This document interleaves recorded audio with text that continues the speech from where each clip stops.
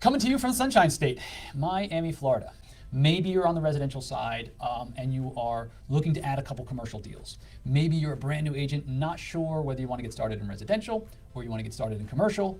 This presentation is going to be for you as well. For the commercial agents out there, there's also going to be a host of tips and tricks for you guys that maybe you're overlooking. You know, sometimes the most obvious answers are right out in front of you, or sometimes it's helpful to hear a different perspective on things. So by all means, get a pen and paper out. I would recommend you taking a couple notes so that you can start implementing this stuff tonight.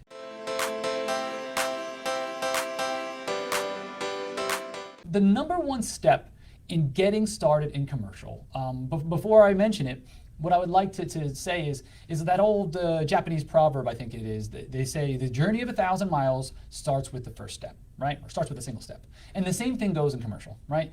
The number one thing holding people back is just getting started. Sometimes you have to shoot, then aim, you know, in a sense of you need to go out and you need to get people that are looking for help on the commercial side, and then you figure out how to do it, you know? I remember when I first came into brokerage, one of the old-time brokers, when I first started brokerage, he said, you know what? If anyone ever asks you if you can do something, say yes, and then come and figure out a way to do it. And that's really the way people bootstrap themselves up. You know, I mentioned yesterday in the live, Bill Gates, you know, I mean, talk about an American success story. He was famous for having sold, I think it was the original Windows or the original OS, whatever operating system it was that he sold, before he had even created it. And frankly, I don't even think he knew how to create it, but he went out and he was such a good salesman that he sold it and then figured out a way to fulfill the order, right? And what I'm recommending to you folks is, okay, do just that.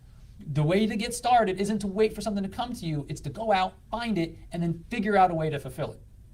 Fulfill it properly, fulfill it so that the client's best interests are always at stake, or I should say on the forefront, always in mind. But what you don't want to do is be fearful. And that's what I think we should really try to avoid, right? So again, most times what's happening with people is the reason why they don't try something new is they're afraid to take the first step, right? Maybe they don't have confidence in what it takes to get something done. So by all means, this will hopefully give you enough ideas and give you enough resources so that you have the confidence to move forward and see you know, how you can go about starting with commercial requirements and start helping people on the commercial side. Because it's one of those things where you kind of learn by doing it. You know, there's no textbook. There's no course you can take necessarily that when you get done, you're like, okay, I know how to do it. It's like, okay, I got to figure this out a little bit at a time, you know? It's like, you know, you throw a baby in the deep end of the swimming pool, they'll figure out how to swim, right? That's how a lot of kids learn to swim. That's how I learned how to swim, okay?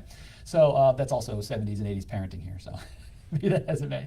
Okay, so my question to you really is, okay, if you can get over the fear, what's stopping you, okay? Maybe you don't know what to say. Maybe you don't know who to say it to. You don't know where to ask. Well, those are all things that we're gonna cover today, okay? So when you think of commercial, what do you think of, right? You think of, you know, big buildings, big commissions, large dollars, very high level of sophistication, but when you really think about it, it comes down to people doing business with people, okay? So if you think about it, let's talk about some of the benefits of being on the commercial side.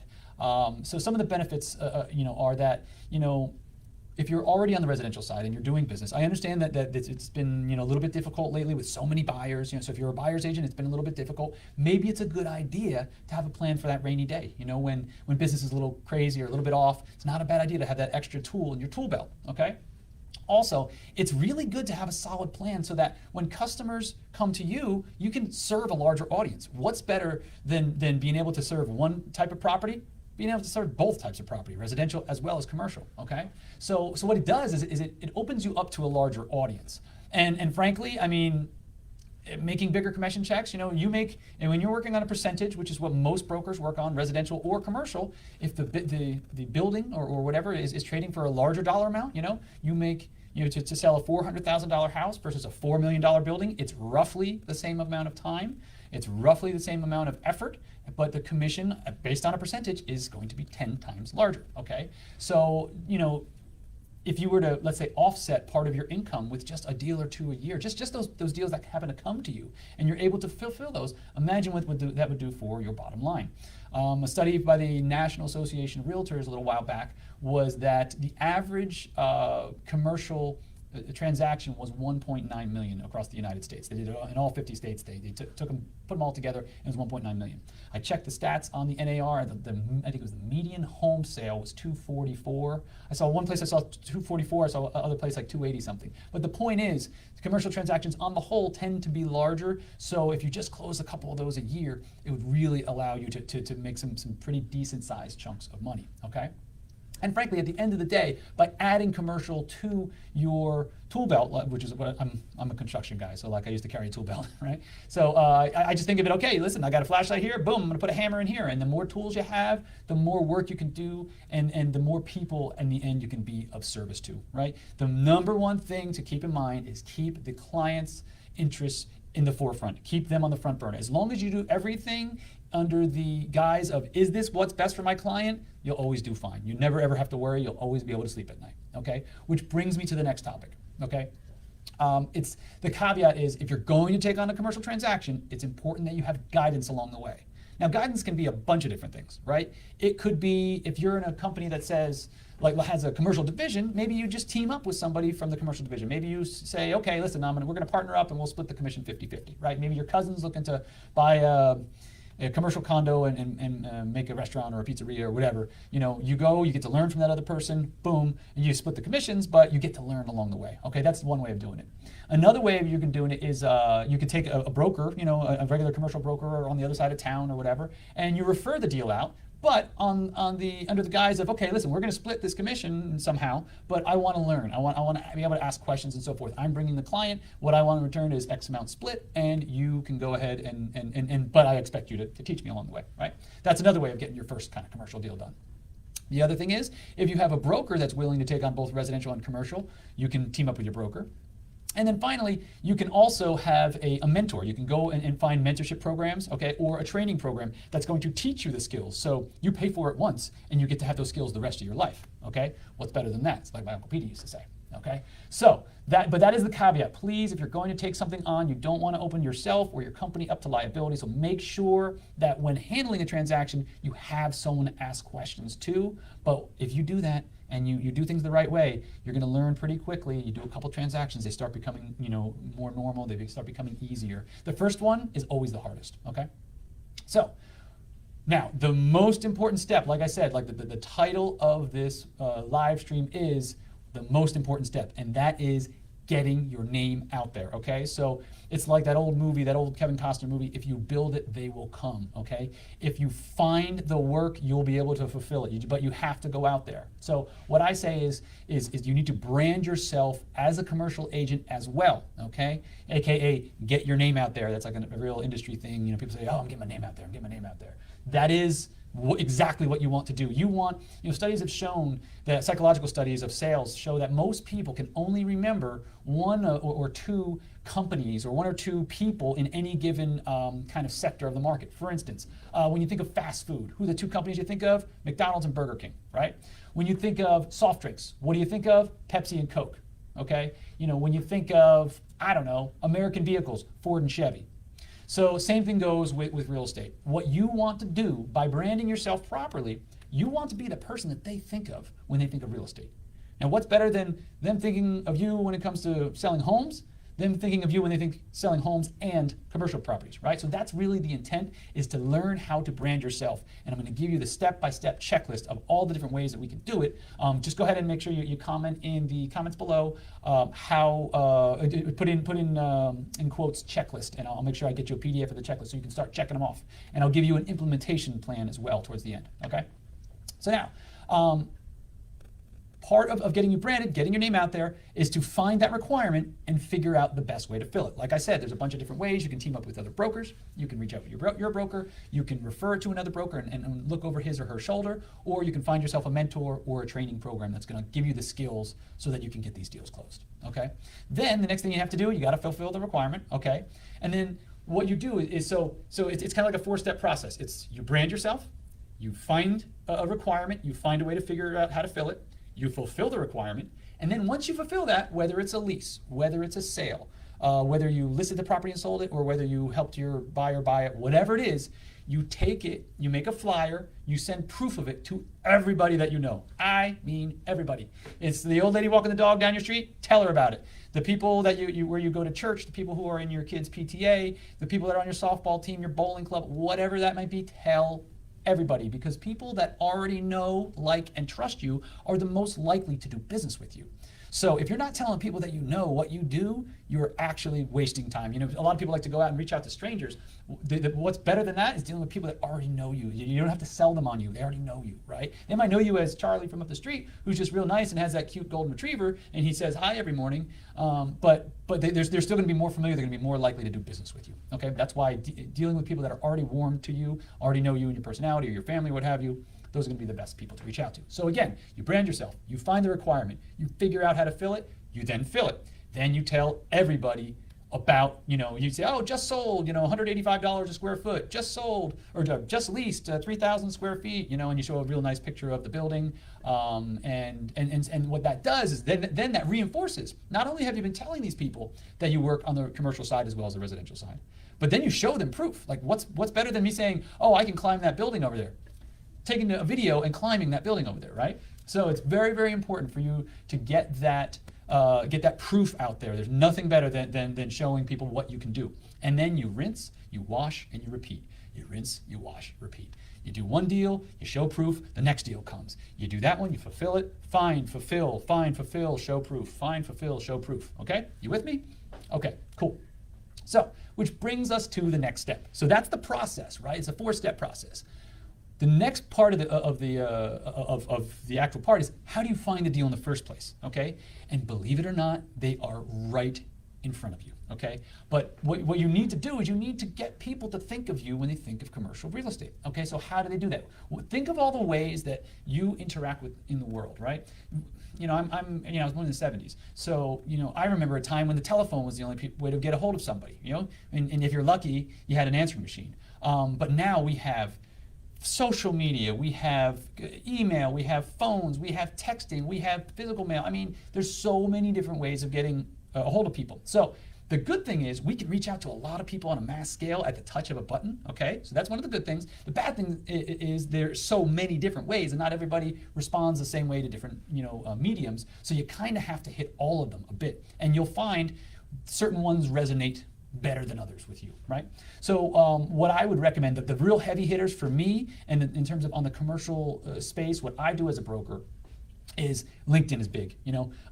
The commercial people that I deal with, they tend to be professionals. Professionals tend to hang out on LinkedIn. They're going to be more likely to be there than, let's say Snapchat, right? Okay. So you think of, okay, who's going to be the ideal person or that's going to own a commercial building? Maybe they're in their 50s or in their 60s. They're going to be more established. They're going to be in some of the more professional settings. They won't be in some of the more informal social settings. Okay. So that's why LinkedIn, numero uno, really good place to tune up your profile, make sure it has your name, your information, it's updated, it has your educational information, any accolades you have, any previous work experience that's you might not want to put you worked at TGI Fridays, but maybe you put the fact that you worked in a hospitality era and so forth. So what you really want to do is you want to put your best foot forward. You want to get people to know who you are, but make sure your contact information is there. Make sure your phone number and email are at the very tippy top. If you want someone, if they want to reach out to you and get a hold of you, because people are constantly researching us, right? People,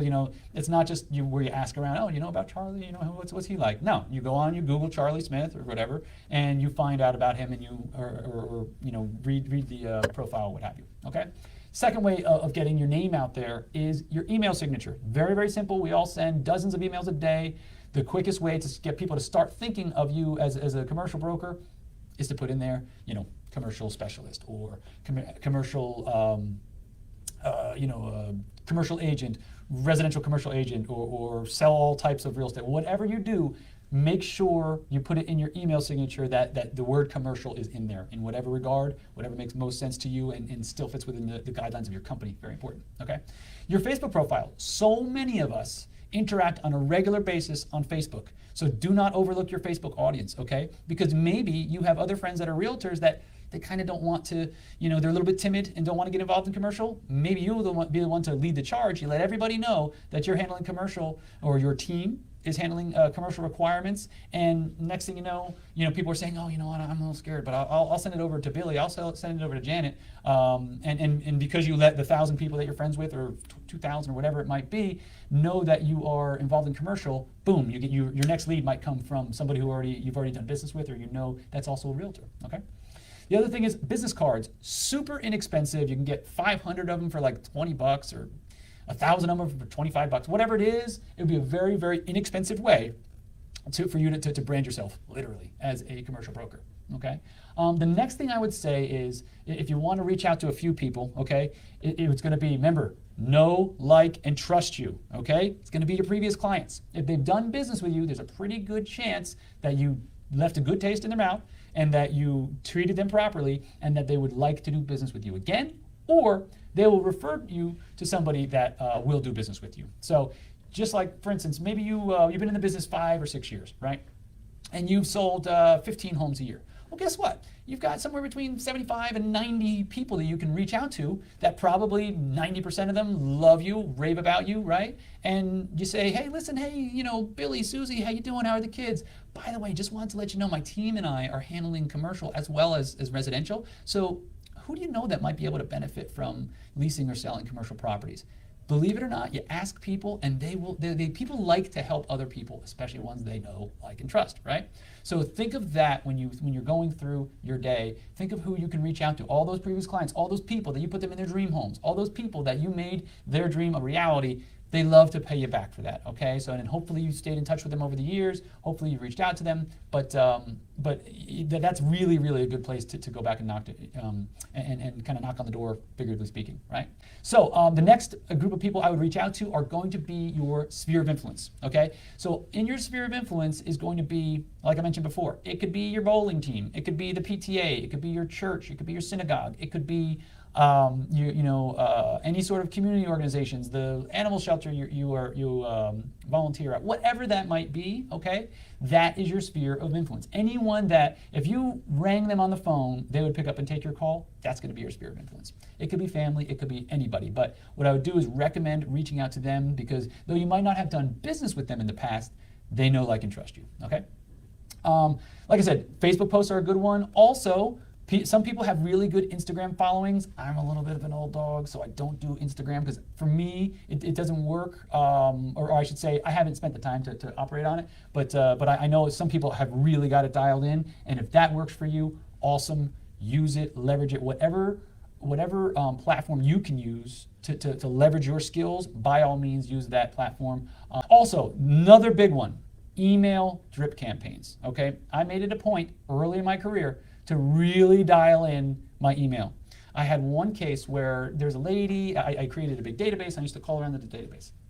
Finally got a hold of a lady and got her email address and was blasting to her, and whenever I would do something, I would, like that whole thing of, do something and then tell everybody I was doing that, and on a repeated basis. And she called me up and said, I really like your emails. It looks like you got a lot going on there. By the way, why don't we sit down and meet with my financial advisor? I said, okay, fine. So that one sale turned into another sale, and next thing you know, before I realized it, I said, wait a minute. I looked at the commissions, and it added up to $118,000 between the two buildings. And I said to myself, whoa. This is a person who I'd never met in public, never met in person, but through getting their email address and blasting out to them on a regular basis, I was able to get them, get a meeting with them, and then get in front of them, and then wind up selling 2 of their properties. Wow, this is powerful. Why don't I take that and, like good old Grant Cardone says, 10x it, right? So how do I take that and just put my email list on steroids? I went and I did a deep dive, and I found all the building owners that I could find in 2 counties, one to the north and in the county that I'm in, and just absolutely just packed it out, and to the point where I got, something like, I think my list was about 10,000 people. I grabbed every broker I could find, because once you get the listings from the investors, then you're going to want to blast it out to the brokers. That's the way of getting deals done, and getting deals done fast, right? I don't like to wait for people to come to me.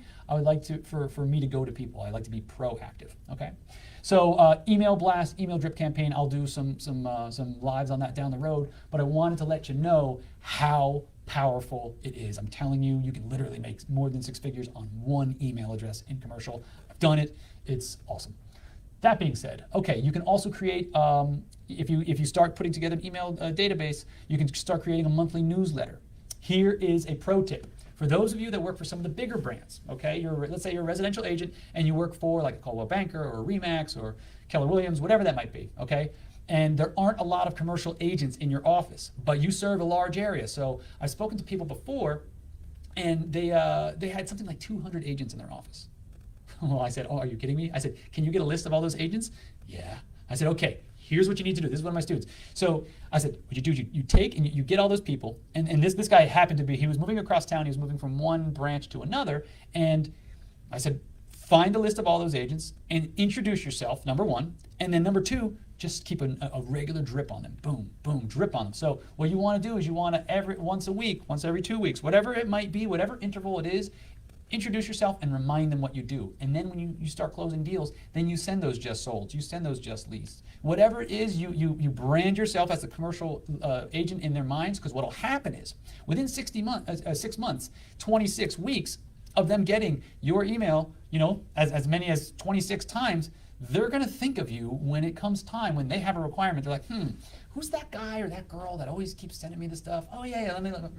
They go into their email and they say, wow, okay, this person knows what they're doing. They've been sending me stuff every single week. When I get a requirement, boom, I'm going to send it to them. And then what you wind up doing is you wind up funneling these 200 agents to you, okay? So that tip right there is worth the price of admission of today, okay? Because if you're able to take people and funnel them and brand yourself to them, those 200 agents, if they had one commercial lead a year each, right? There are approximately like 250 work days in a year, let's say, right? Let's say you take Saturdays and Sundays off, haha. But in this industry, let's say you work 250 days a year. If you got 200 leads a year, that means you're getting a lead 4 out of every 5 days of the week. You could literally sit back and just sort through the leads that are coming to you, because 4 days a week you're getting a fresh lead, okay? Almost every day of the week. And that's if every agent only had one lead. So my point is, if you happen to be in that situation where you can have access, number one, to 200 agents, and then if you keep it within the brand, you keep it within the flag, like have them funnel them to you, man, you'd be sitting pretty. And so you would never have to prospect. All you'd have to do is just remind them that you're in commercial, and you pay nice referrals, and then they get their check, and boom, and you would just sit back and just learn to fulfill commercial deals, okay? So if you got a monthly newsletter and you happen to be in a company, by all means use it, okay? Let everybody in your office know that you're now doing commercial, okay? Let every real estate agent maybe they're not in your office, maybe they're not under your flag, but they're across town. Maybe you go to networking events. When networking events come back, and I feel like probably towards the end of the summer, we're going to start getting back to networking. I can't wait. I'm an extrovert, and I've been boarded up in the house for a year, so I'm ready to. So, but yeah, so when you get to networking events, by all means, let everybody know, okay? And then also your real estate board meetings, that's gonna be another good one, because oftentimes you can get, a bunch of realtors getting into one place, and oftentimes the commercial guy is like 1 out of 20, 5 out of 100, something like that. So you get in front of them, you say, hey, listen, anyone that has any commercial requirements, come see me, I pay really, awesome referral fees, and people love nothing more than to hand something off and say, listen, I don't know how to do it, let this person handle it, and go from there, okay? With all this information is completely useless without implementation, okay? So you guys out there, I'm gonna challenge you, okay? There are 4 levels of challenge, all right? So most people will not do anything. Most people will sit on their hands and wonder why they aren't closing commercial deals yet. But for those of you that do want to do it, I got 4 levels of challenge, okay? First one, baby steps. Let's take some baby steps.